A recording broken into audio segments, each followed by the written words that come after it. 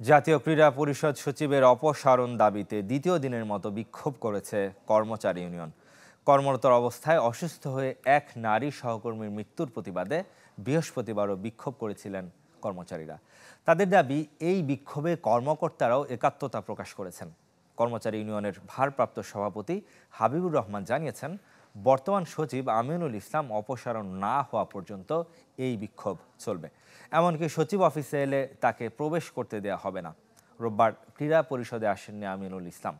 সচিবের বিরুদ্ধে কর্মচারীদের সাথে খারাপ আচরণ এবং পর্যাপ্ত ছুটি না দেওয়ার অভিযোগ ইউনিয়ন নেতাদের। অভিযোগের প্রেক্ষিতে সচিব জানিয়েছেন, যার মৃত্যুর জন্য তাকে দায়ী করা হচ্ছে তিনি তাকে ছুটি প্রদানকারী কর্মকর্তা নন। ক্রীড়ামন্ত্রী এবং সচিবকে বর্তমান পরিস্থিতি অবহিত করে রেখেছেন তিনি। আপাতত ক্রীড়া পরিষদে আসার পরিকল্পনা নেই আমিনুল ইসলামের। আমরা ওনারা চাই না। উনি কথায় কথায় সুখেজ করে, কথায় কথায় মানুষের সাথে ব্যবহার করে। আর নাজমা আমার বোন, সে মারা গেছে, ও ওর ব্যবহারের কারণে মারা গেছে।